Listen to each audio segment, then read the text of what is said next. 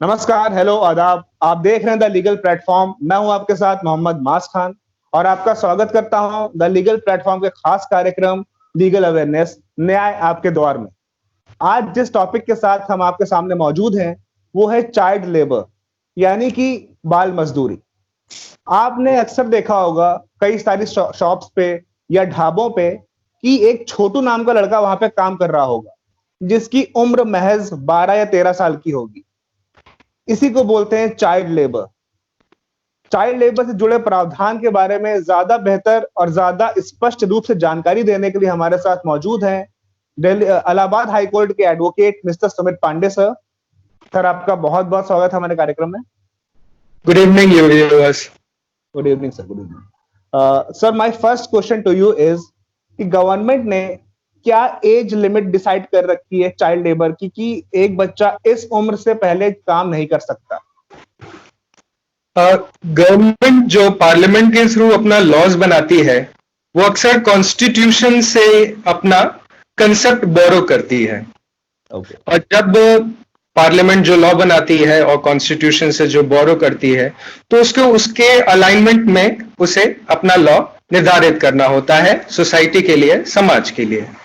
तो जहां पे जब हमारी बात आती है चाइल्ड लेबर की और आर्टिकल 23 जो ट्रैफिकिंग से रिलेटेड है हमारे कॉन्स्टिट्यूशन में, वहां पे ऐसे प्रावधान हैं जहां पे हमें बताया गया है कि जो 14 साल से कम उम्र के जो बालक है, जो चाइल्ड है, जो यहाँ पे हमारे रेफरेंस पे बात कर रहे हैं, वो उनके कम उम्र के किसी भी ऐसे बच्चों को हम ऐसे किसी भी सरकमस्टेंसेस या किसी भी सिचुएशन जो इंडस्ट्रियल अंडरटेकिंग में हुए हैं वहां पे हम एम्प्लॉय ना करें। तो हमारी एज लिमिट यहाँ पे फिक्स कर दी गई है, कट ऑफ लिमिट हमारी 14 इयर्स दी गई है। कॉन्स्टिट्यूशन से भी हमें बैकिंग मिली है और लॉ ने उसी के हिसाब से हमारे सामने प्रस्तुत किया। Okay sir, what is the punishment अगर कोई इंसान किसी 14 साल के कम बच्चे को हायर कर लेता है, एज एम्प्लॉयमेंट दे देता है उसको, तो सजा क्या है इसकी? देखिए, जो हमारे यहाँ जो लॉ है प्राइमरीली जो हमारे जो डील करता है चाइल्ड लेबर पे, वो child labour regulation and protection act है, जिसके प्रावधान 3 में लिखा हुआ है कि हमारे यहाँ ये बताते हैं कि 14 साल की उम्र से कम के जो बच्चे को जो एम्प्लॉय करता है किसी भी ऐसे इंडस्ट्रीज या अंडरटेकिंग जो कि उसी के लॉ के प्रावधान के शेड्यूल ए और शेड्यूल बी में मेंशन हुए हैं, और अगर कोई भी एम्प्लॉयर किसी भी ऐसे बच्चे को जो 14 साल से उम्र कम का है उसको अगर एम्प्लॉय करते हैं तो वो विधि विरुद्ध यानी लीगली वो रॉन्ग करता है सेक्शन 3 में, जिसका पनिशमेंट हमारे उसी लॉ के तहत सेक्शन 15 में हमारे लॉ में प्रस्तुत किया गया है, जहां पे 2 बातें हैं। तो सर्वप्रथम फर्स्टली बात यह है कि जब कोई ऐसा ऑफेंस जो सेक्शन 3 के विधि विरुद्ध जाता है उसमें उसको 3 महीने की सजा फर्स्ट इंस्टेंस में, यानी पहले ऑफेंस में उसको 3 महीने की सजा है और उसके ऊपर 10,000 रुपए जुर्माना है। और अगर वो दोबारा वो करता है यानी वो रिपीटेड ऑफेंडर यानी रिपीट ऑफेंडर होता है, यानी कुछ होते हैं एम्प्लॉयर जो कि कहते हैं कि चलिए हम उसे ओवरलैप कर देते हैं, हम उसे एक्सक्यूज कर लेते हैं। अगर वो दोबारा वो करते हैं तो मात्र सिर्फ 6 महीना ही है, जो मेरे हिसाब से, और मुझे लगता है किसी भी एक रैशनल, किसी एक समझदार व्यक्ति से भी पूछा जाए तो ये बहुत ही कम है। 6 महीना, वो भी इतना बड़ा ऑफेंस, मुझे लगता है कि ये बहुत ही कम है। और खैर हमारे यहाँ प्रावधान तो 6 महीना by maximum for second offence and for first offence is 3 months and 10,000 rupees fine. Okay sir, अगर बाई चांस की एक बच्चा खुद अपनी मर्जी से जॉब करना चाहे किसी ऐसी जगह पे, या कोई घर की मजबूरी हो या कोई भी रीजन हो, तो उस केस में क्या कर सकते हैं? देखिए, ये बात तो बहुत ही स्पष्ट है, हमारे समाज में इनइक्वालिटी बहुत है।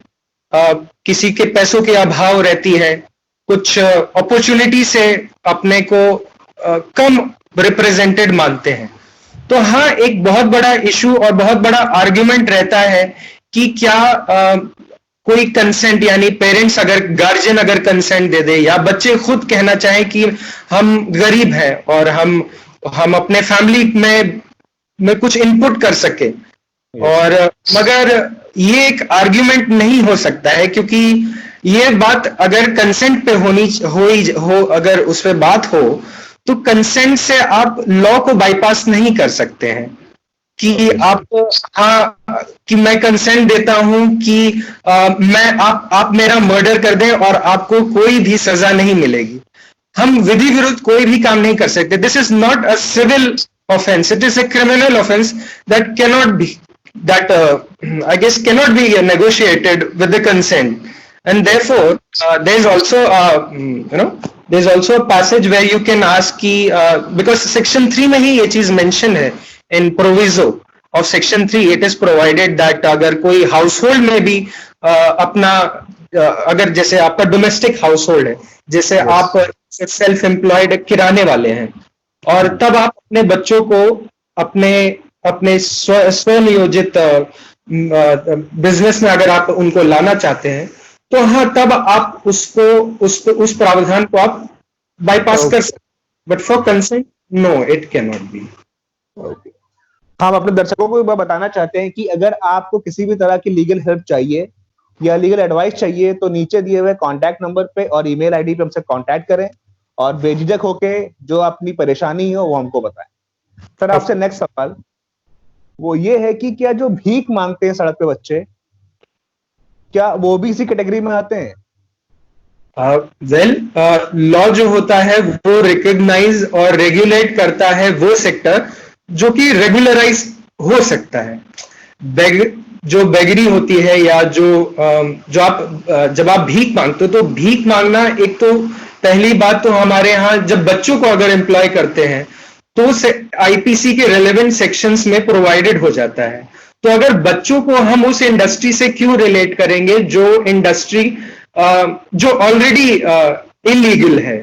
सो वो बच्चे वो उसमें नहीं आएंगे। ऑब्वियसली बेगिंग चाहे अडल्ट करे, चाहे फीमेल करे, चाहे चाइल्ड करे, दो इट इज परमिसेबल कि हाँ, ये माना जा सकता है हमारे यहाँ इनइक्वालिटी है, इसको हम नहीं झुठला सकते हैं, मगर इसका मतलब ये नहीं कि आप बच्चों को एम्प्लॉय करें। तो ये बच्चों का एम्प्लॉयमेंट हो, महिलाओं का अब्यूज हो, या एक कोई आदमी हो या मेल हो, वो भी अगर ऐसा करे तो वो तो इलीगल है। और आप उस बच्चे को अगर आप उसमें लाते हैं तो आप उसको अंधकार में धकेल रहे हैं। एग्जैक्टली। सर, अगर कोई शख्स किसी छोटे बच्चे को कहीं काम करता हुआ देखे और उसकी हेल्प करना चाहे, तो वो क्या करे? ये एफआईआर लॉन्च कराए या सीधे मजिस्ट्रेट के पास जाए? इसका क्या प्रावधान है? हाँ, आपने बिल्कुल ठीक कहा। ये दो आपने जो मोटा बाइफर्केशन दिया। हाँ, अगर जैसे समझ लीजिए एग्जाम्पल के तौर पे आपको, जैसे आपने शुरुआत में इनिशियली जब आपने एपिसोड का शुरुआत किया, जब आपने कहा कि अक्सर आपको रेस्टोरेंट में दिखेंगे छोटू नाम के बच्चे। exactly.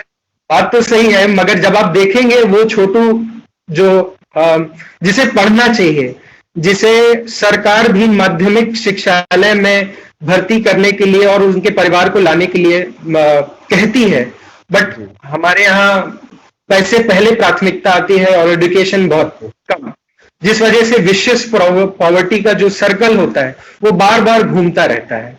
अगर आप यही समझते हैं और ये आप देखते हैं, तो आपके ऊपर एज ए सिटीजन एक रिस्पॉन्सिबिलिटी, आपके ऊपर एक दायित्व आपके ऊपर इम्प्लाइड होता है।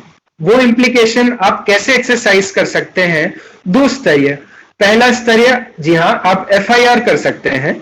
एफआईआर में आप तुरंत नजदीकी जो आपको लगता है कि जैसे चौक के किसी रेस्टोरेंट में, लखनऊ में चौक बहुत फेमस जगह है, किसी एक ढाबे में अगर आप वहां जाएंगे, उनको आपने देखा, तो आप तुरंत उन चौक के ज्यूरिसडिक्शन यानी क्षेत्र अधिकार जो भी पुलिस स्टेशन का होता है, अब आप कर सकते हैं कि फला रेस्टोरेंट है, यहाँ पे बच्चों का ये चाइल्ड लेबर का कार्य हो रहा है। तो अगर समझ लीजिए पुलिस वाले तो उस बात का संज्ञान नहीं लेते हैं, जो कि अक्सर आप देखते हैं वो संज्ञान नहीं लिया जाता है, कॉग्निजेंस नहीं लिया जाता है, तो तब आपके पास वही प्रोविजंस अप्लाई हो जाते हैं जो सीआरपीसी के सेक्शन 154 में निर्धारित किए गए हैं कि अगर आपको पुलिस वाला, अगर पुलिस ऑफिसर अगर आपका कोई रिपोर्ट नहीं दर्ज करता है, तब आप एसएसपी को लेटर लिख सकते हैं, सुपरिटेंडेंट ऑफ पुलिस को लेटर लिख सकते हैं। फिर दूसरा आप ये भी कर सकते हैं, ये मेरे व्यूअर्स के लिए है, कि आप एफआईआर कर सकते हैं, वो नहीं करते हैं तो आप एसपी को लेटर लिख सकते हैं। दूसरा ये हो सकता है, आप किसी आपको गूगल बहुत बड़ा एक माध्यम है, आप वहां गूगल करिए और आपके लोकल एनजीओज होते हैं जो कि तत्पर रहते हैं इस सब कार्य में कॉग्निजेंस लेने के लिए, तो एक ऑर्गेनाइजेशन एक बहुत बेहतर स्थिति में होती है आपका कंप्लेन रजिस्टर करने में। और हाँ, तीसरा ये भी होता है, आप अगर बहुत विजिलेंट है, बहुत अच्छी बात है जो हम एक्सपेक्ट करते हैं सिटीजन से, आप विजिलेंट हैं तो आप कंप्लेन के माध्यम से मजिस्ट्रेट को पावर दी गई है, यानी मजिस्ट्रेट यानी जुडिशियल मजिस्ट्रेट को पावर दी गई है, और सिर्फ 2 ही ऐसे मजिस्ट्रेट्स हैं जिनको पावर दी गई है। यानी अगर आप जैसे कानपुर जो मेट्रोपॉलिटन डिस्ट्रिक्ट है, आप मेट्रोपॉलिटन मजिस्ट्रेट को कंप्लेन कर सकते हैं, एज अ कंप्लेन आपकी जाएगी, कहीं आप लिखित में कंप्लेन देंगे और यह आप जुडिशियल मजिस्ट्रेट फर्स्ट क्लास के पास वो प्रोविजंस के रेलेवेंट प्रोविजंस के माध्यम से कंप्लेन के फॉर्म में आपके पास रिपोर्ट कर दी जाएगी। ऐसे से आप एक सफल नागरिक और अच्छे नागरिक बन सकते हैं। शुक्रिया सुमित जी, अपने विचार इस सेंसेशनल टॉपिक पे देने के लिए, और उम्मीद करते हैं कि आपके जवाबों से जो हमारे व्यूअर्स हैं उनको काफी सहायता मिलेगी और उनके भी समझ में आएगा कि यहाँ चाइल्ड लेबर काफी बड़ा क्राइम है। तो मैं हम दर्शकों को एक बार फिर से बताना चाहते हैं कि किसी भी तरह की लीगल हेल्प के लिए आप नीचे दिए हुए कॉन्टैक्ट नंबर पे हमसे संपर्क करें, और ये नंबर और ईमेल आईडी मैं डिस्क्रिप्शन में डाल दूंगा, आप वहां से भी इसको ले सकते हैं और हमसे किसी भी तरह की सहायता के लिए संपर्क कर सकते हैं। सुमित पांडे जी, बहुत बहुत धन्यवाद हमारे साथ जुड़ने के लिए। Thank you. दर्शकों, आप देखते रहिए द लीगल प्लेटफॉर्म का ये खास कार्यक्रम लीगल अवेयरनेस, न्याय आपके द्वार।